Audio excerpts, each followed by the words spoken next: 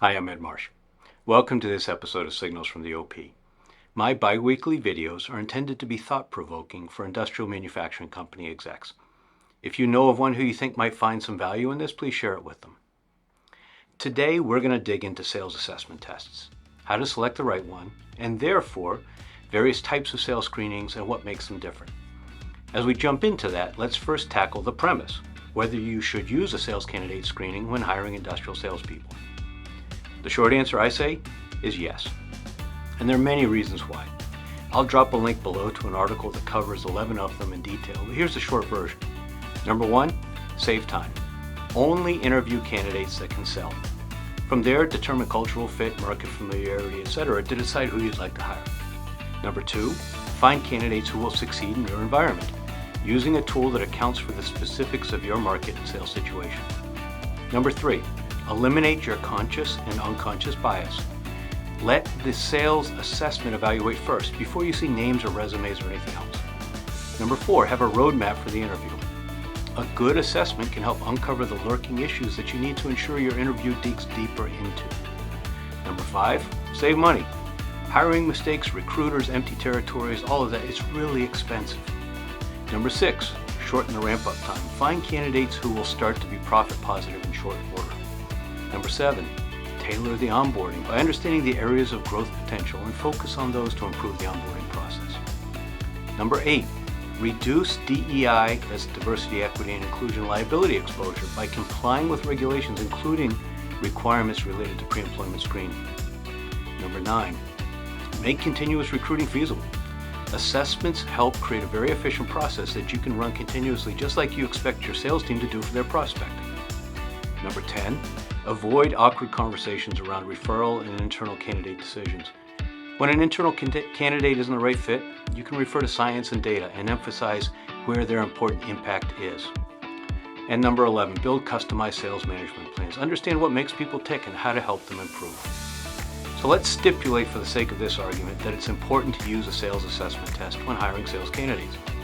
So how do you pick the right one? First, you have to understand the tools that are available. And there's lots of tools that are tweaked or configured around and built around sales sounding language, but are fundamentally personality and behavioral tests, IQ tests, or other kinds of tests that are used for other purposes. Each measures different things, and according to research by Andy Miller, I'll drop a link below this video to an article that includes stats from his recent book. They aren't necessarily predictive of sales success. For instance, behavioral assessments are only 20% predictive, and personality assessments only 22% predictive. So the first thing to understand is the predictive accuracy of sales success for any tool that you're considering. I mean, after all, it seems crazy to use one in your process that is fundamentally not predictive of sales success.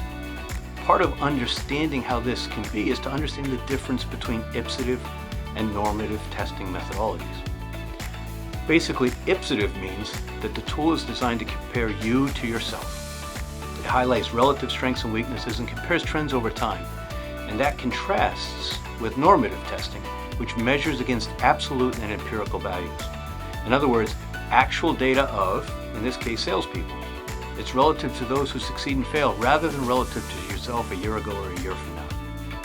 Using Ipsative tools like personality and behavioral styles assessments for pre-employment is often contrary to the publisher's instructions and may actually create liability for hiring decisions. You've probably heard of many of these and may use some. DISC, Caliper, Sales Fuel, Hire, Sales Genomics, Sales DNA, Drive Test, Divine, Predictive Index, and others. In fact, the popular tool DISC says specifically on its website, and I quote here, although DISC profiles are often used as part of the hiring and onboarding process, they are not recommended for pre-employment screening. DISC does not measure specific skills, aptitudes, or other factors critical for a position. It describes one's natural work, behavior, patterns, or styles to help improve productivity, teamwork, and communication. End quote. In other words, it is specifically not for trying to determine who can sell. Now, there may be value in having the information for the purposes they propose, for instance, matching people on teams, etc.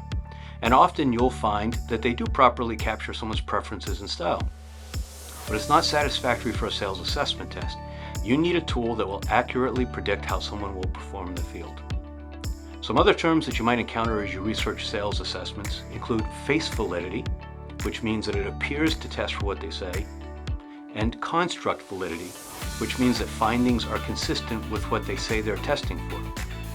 The right tool is one with documented predictive validity. In other words, it must correlate to on-the-job performance.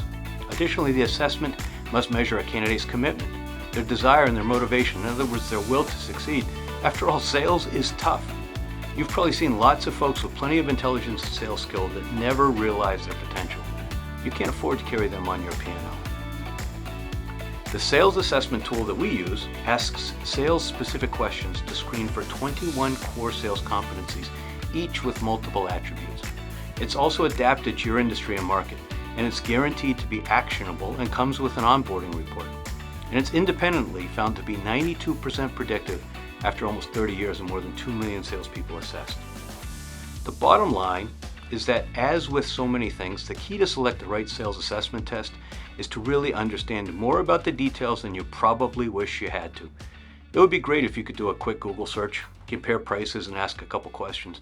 In most cases, though, the folks selling them probably don't really understand the limitations of the tools they're selling. To select the best sales assessment test, you have to find the one that doesn't create any exposure to labor and hiring regulations, and which will help you select salespeople that are most likely to hit and exceed quota most quickly. I'm Ed Marsh.